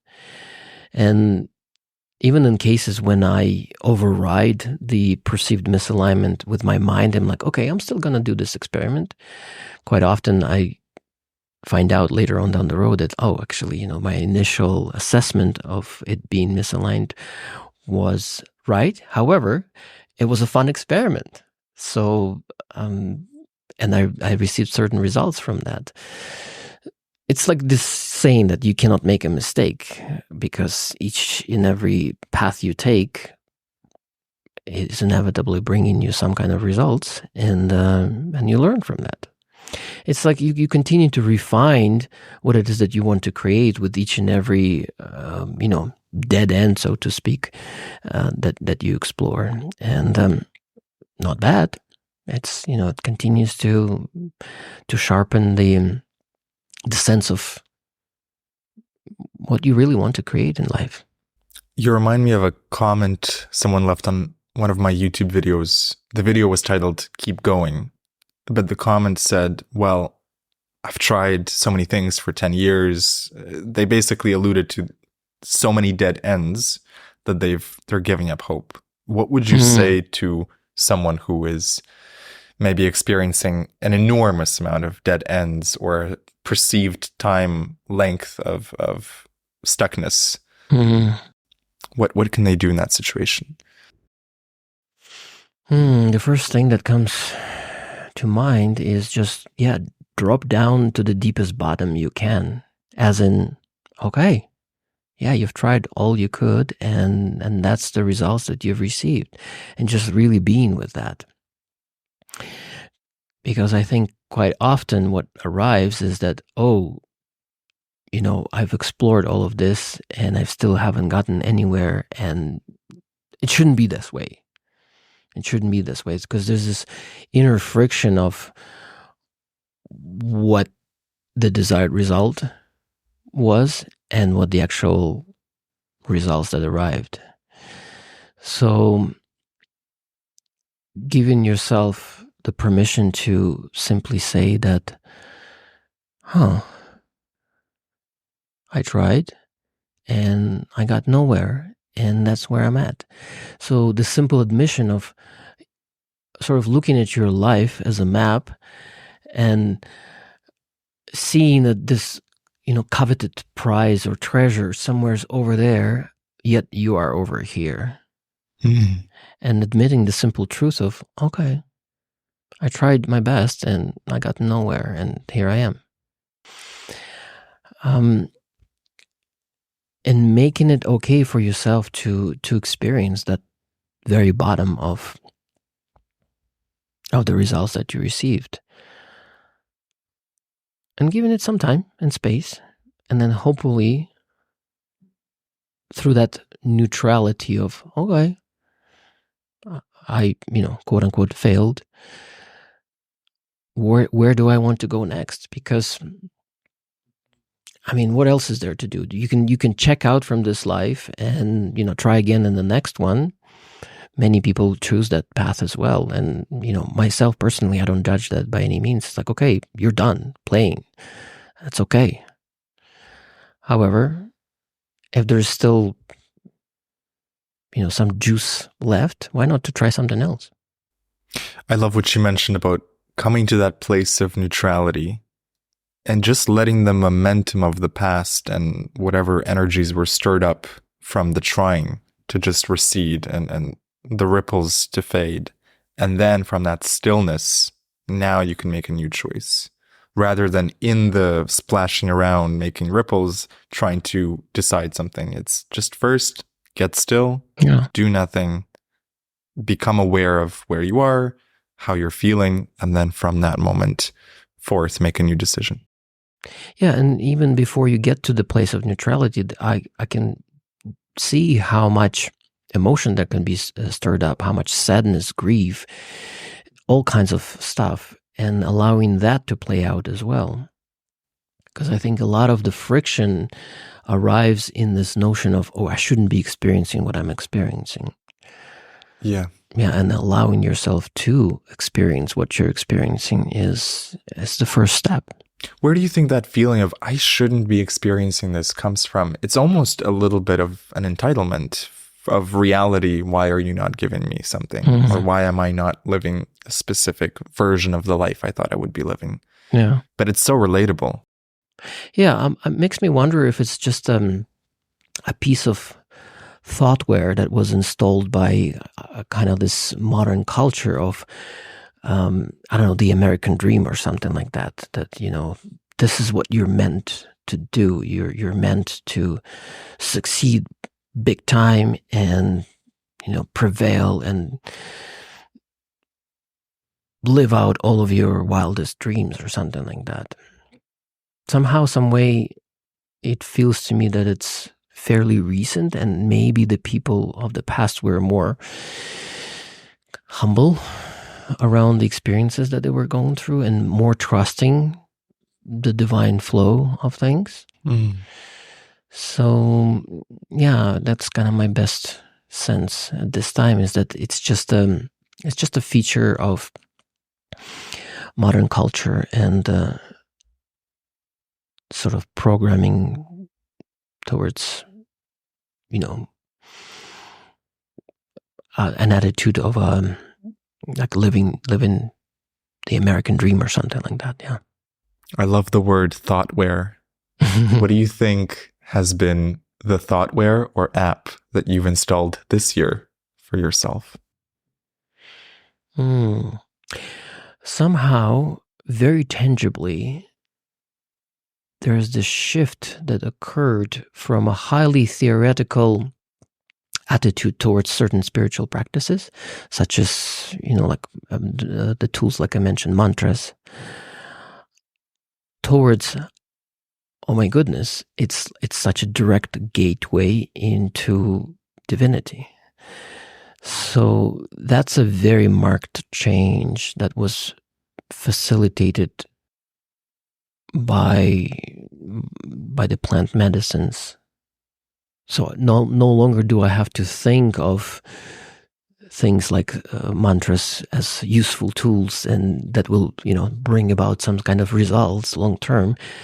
it's a very marked shift of, okay, all I need to do is just sit down first thing in the morning and chant, and there it is. I'm just smiling while being embraced by the divinity. Beautiful. Tell me about your first Burning Man and what that meant for you and what it shifted for you. Oh my God, that crazy place. It's by far the craziest, wonderful, spectacular creation of humans that I've discovered. And what to say about it? It's the most beautiful experiment that humans have undertaken. It's a community of 80,000 people coming together and building a city out of dust for a week, and doing all kinds of wild experiments and having fun, and relating to each other in ways that is quite rare in the so-called default world. Burners call the regular level of reality the default world. And there's this thing of coming back to the default world and decompressing after the burn, because it's as if you're on a 1 or 2 week trip of most amazing experiences. And then you return into the land of, shopping malls and people shouting at each other, and you're like, what is going on? Because out there in the desert, it's the most heart-opening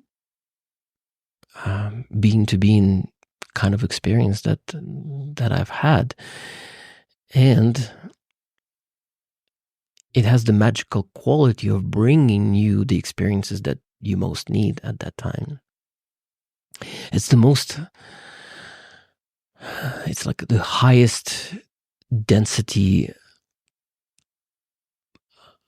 place of synchronicities that I've experienced, the most incredible things that just are improbable happen there. The easiest example of that would be you're like in the middle of the desert and you just proclaim, oh, it wouldn't be nice to have a glass of champagne right now.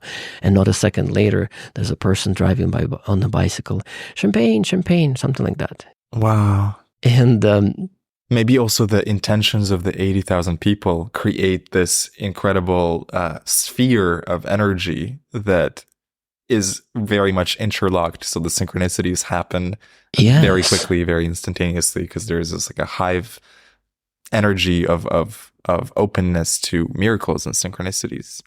Yes, exactly that. It's as if once you cross the line into the territory of the city, you just open up to anything.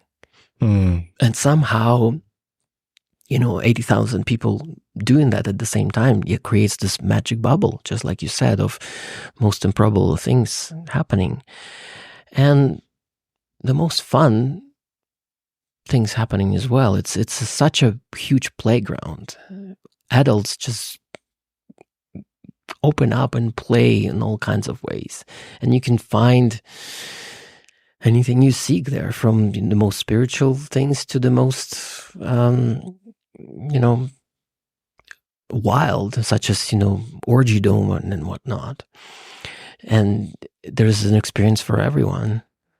And I don't know what else to say about it other than go and experience it, try it out. You said it gives you what you most need. What did it give you, that first experience, or maybe even the recent one?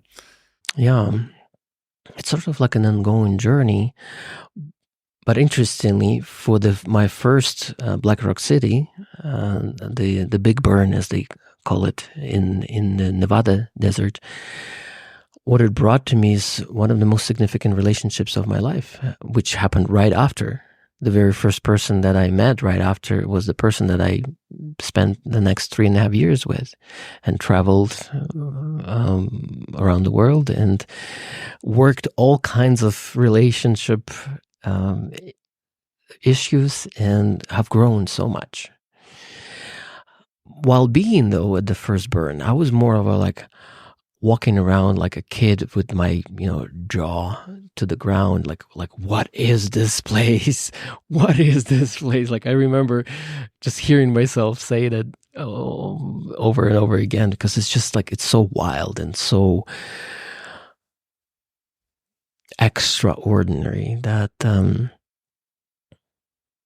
that just makes me want to go there again and again. So I have not missed one since the first time I went in 2019.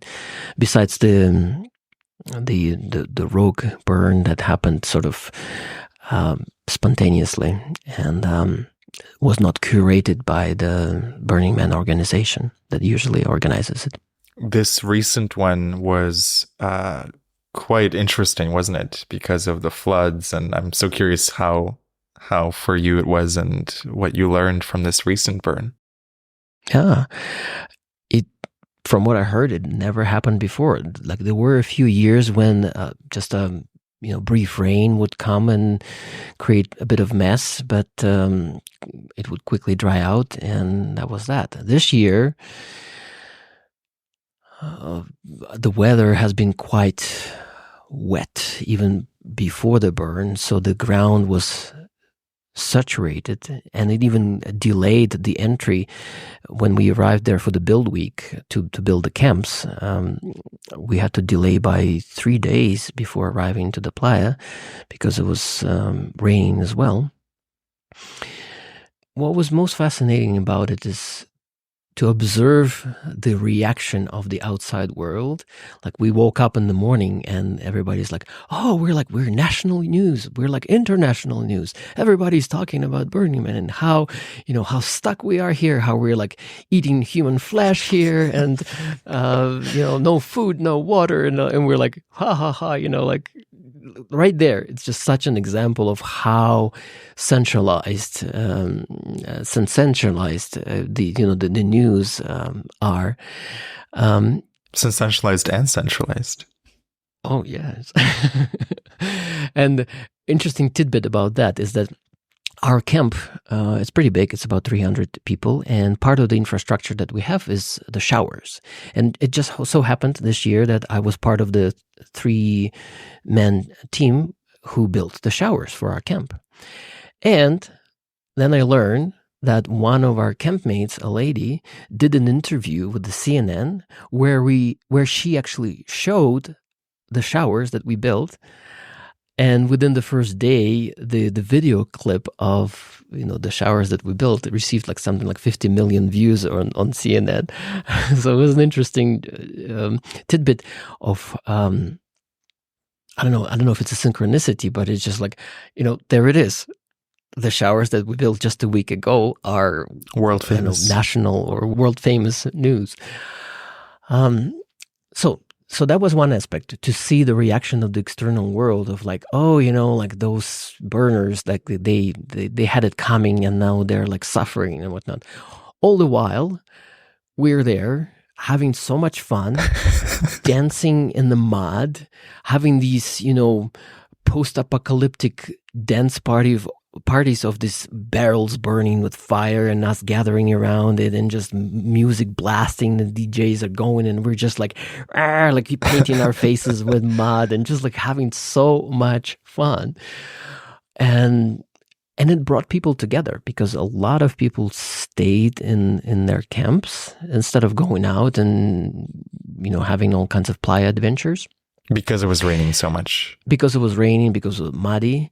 And personally, I also had this idea while it was raining, oh, hey, why not to do a tantra practice? So I invited one new friend that I just met the day before, and she's like, oh, and let's invite more people. I'm like, okay. And before I knew it, there was a group of 10 people who did tantra practices together for the next couple of hours.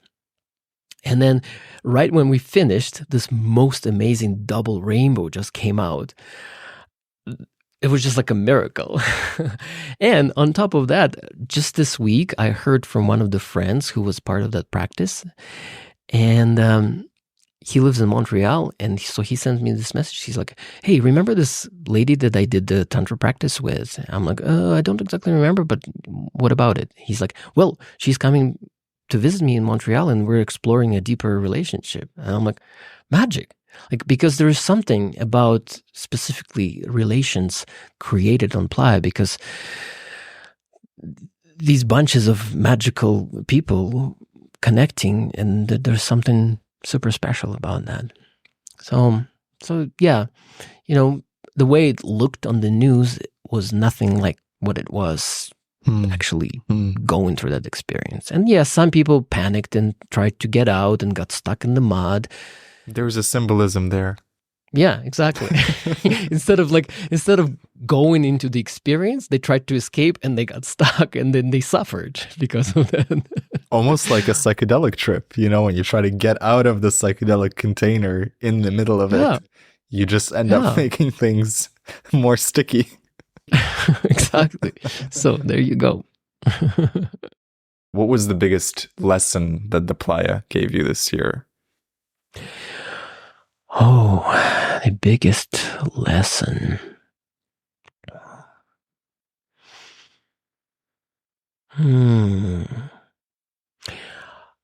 There was a deep journey of solitude that unfolded amongst making deep contacts and relations with other people. There was also this sense of profound solitude and loneliness.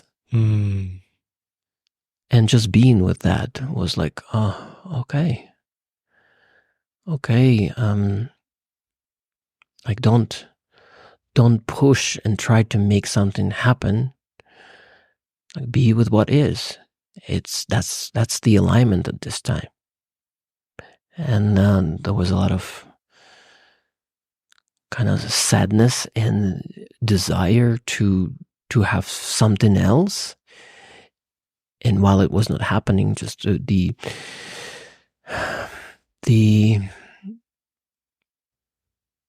space of being with what is. Yeah. It's interesting that the experience of loneliness often hits us when we're surrounded by lots of other people. And we're maybe craving a one-on-one connection or a more intimate connection. Yeah. And I think a deeper lesson around that is not, again, to label it, oh my God, what are you doing in this most magical place all by yourself? And not labeling it as bad or undesirable. The previous year you went with someone else. Yes, which was amazing. Yeah. Yeah. And when you go alone, I guess it changes the flavor of how you experience Playa. Yeah, and it's one of interesting flows of being at Burning Man is that a lot of people are there to connect and to experiment. And part of that lesson was that, okay, if things don't align, like why push? Why push for that? So, like, I would rather not to have an experience than to have a misaligned experience. And maybe, that's kind of cutting myself short from, running some wild experiments, but that's how it was this year. Yeah. What are your intentions for next year's Burn? Next year, it's interesting. Next year, for the first time in 3 years, I'm contemplating camping with a different camp. And that's kind of like a super difficult decision because I love the camp that I'm with, which is a live music camp. And getting to know people with each year deeper and deeper is also amazing. However, there's this other camp called Naked Heart, which the whole gift of which, and gifting is part of what Burning Man is about. There is no money. There is no exchange even. There is gifting. So there is camps who are gifting certain kinds of things. There are people who are gifting things to each other. So this camp is gifting workshops and spaces, and specifically tantric spaces that I'm super interested in holding. And it's in a larger village that also has camp contact, which is contact improvisation dance and ecstatic dance and all kinds of things that are so alive in my life right now. So it feels like the next exploration to do. And I wonder what it's going to be like to be part of such a powerful space, because on any given day there are like hundreds of people coming through and taking multiple workshops in parallel in different domes of this camp, and it's just like it feels like so much transformation is happening, and I want to be part of that. So that's my intention for the coming year. I know one of the workshops or trainings that's had a big effect on you is Expand the Box training and possibility management. I think those two go together. I'd love to dive into that a little bit. And for those who don't know, what is possibility management and who is Clinton Callahan, and what was the impact that it had on you? So Clinton is the originator of this so-called game world. And what is a game world is just a space with specific pieces and terms and games that people play. And the game world of possibility management is very much about self-development and healing and expansion of consciousness and things that are possible. And the most remarkable thing about it is that it's copyleft. It's available for free on the web. There's a collection of 500 plus websites that are available for free on the web that people can explore. However, the most potent part of that game world are these trainings that are done in person. And people come together for a week and go through a lot of different experiences. And part of those experiences is the so-called thoughtware upgrades, which is changing the way you might think about things, upgrading the ways in which you think about things, or like switching up the lenses with which you look at the world.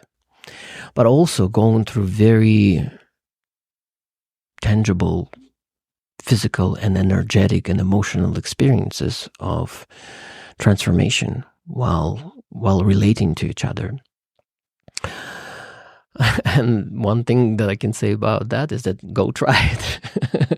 It's it's fairly affordable, and there are multiple trainings that run in different places around the world.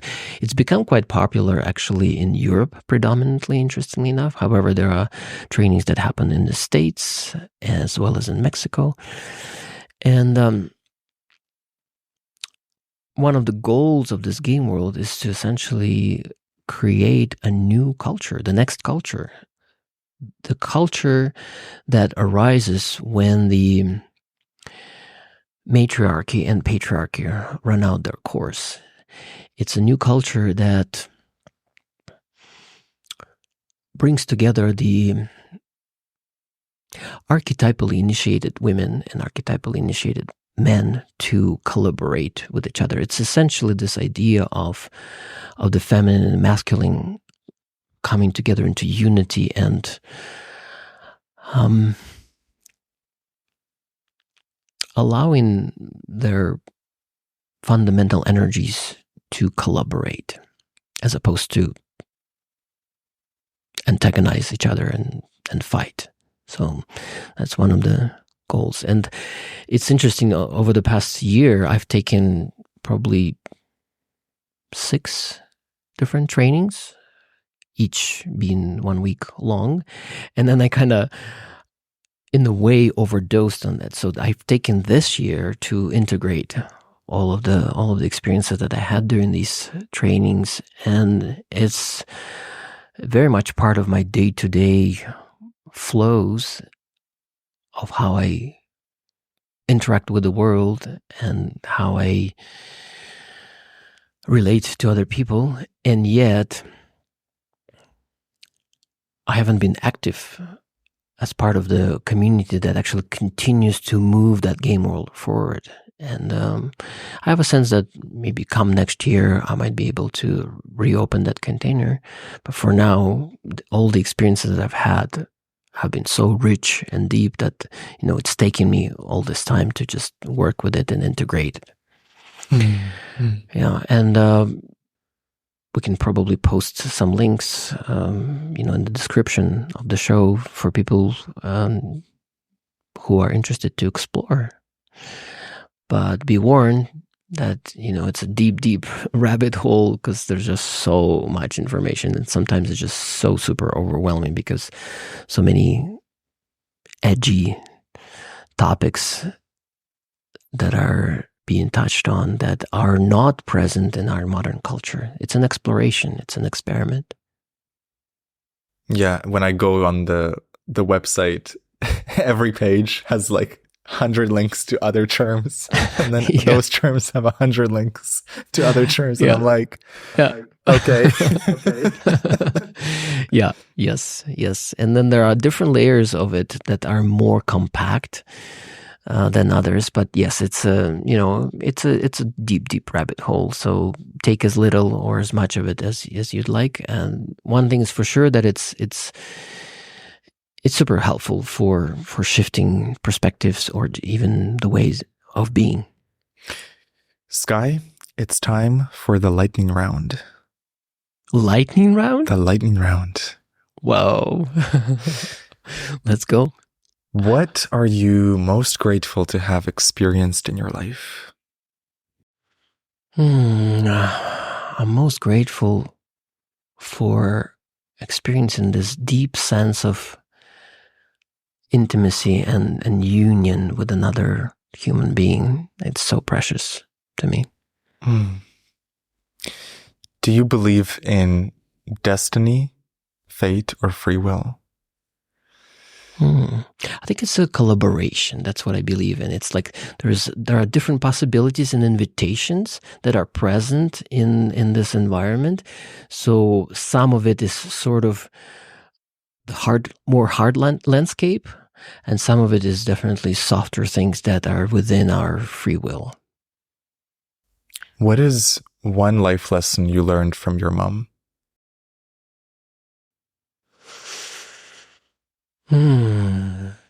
Persistence. How did she teach you that? She was just so focused and grounded in how she approached life that it's amazing for me to see this kind of focus. So like, okay, this is what I want and this is what I'm doing. What 3 words represent the core essence of who you are? Love, clarity, transformation. Love, clarity, transformation. Love that. Who or what brings out your wild side? Playful humans. It's, pair me up with another playful human and there is no limits to what kind of fun can be had. What do you most value in your friends?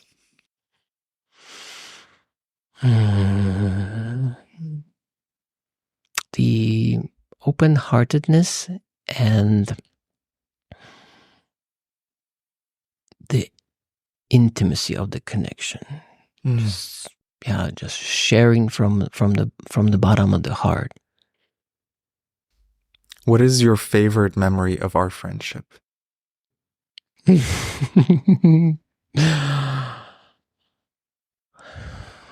All the delightful conversations and just the state of like whenever we come together, especially during our time in Vancouver, just this bubble of delight and mutual enjoyment. Yeah, one of my favorite memories is visiting you in the Airbnb house in North Vancouver and just spending time there and enjoying our coffee and our chats. And So precious. Yeah. yeah. What is one thing people would be surprised to learn about you? That I can be quite shy. Really? You see?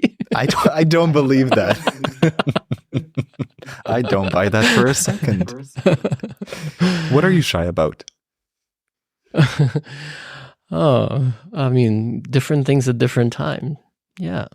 I mean, it depends, on the flow of energy and whatnot. But yeah, I think if you were to meet me when I was growing up, you would probably not recognize me at all. Like, it's taken me years and years to sort of come out of the shell and be more open. But especially when I was like young, I would be just like, somewheres in a corner reading a book and just super quiet, super by myself, and just like, hey. And there's a part of that stays with you. Yeah. Mm-hmm. What is the most influential book that came into your life?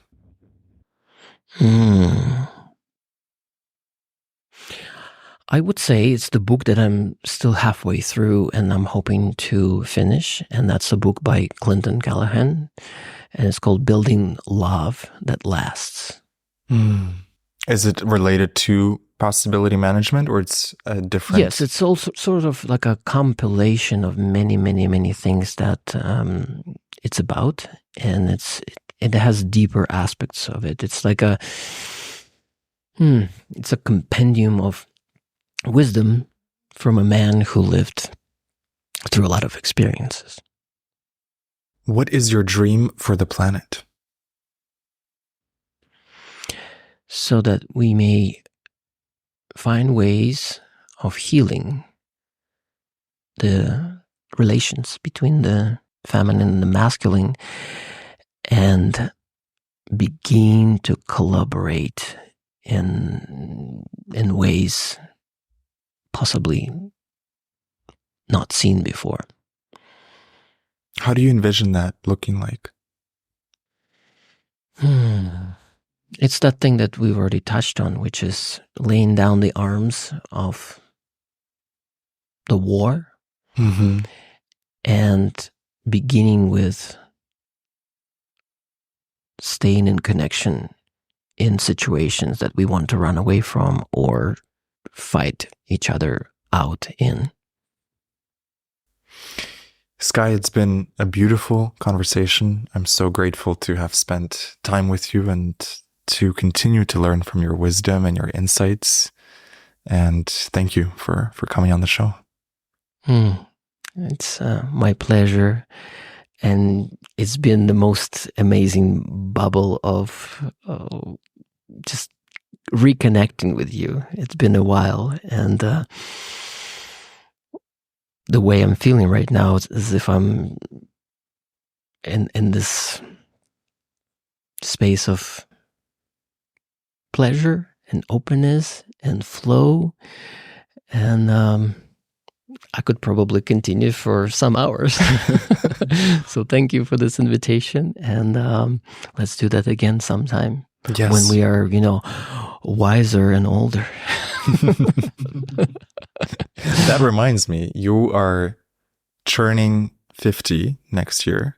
Oh, Jesus. You had to say it, didn't you? We don't have to say it. No, that's okay. It's okay. Let it be known. It's the 5-0, the big 5-0 coming. What have you learned from 5 decades of life on this earth? And what would you tell your 18-year-old self? I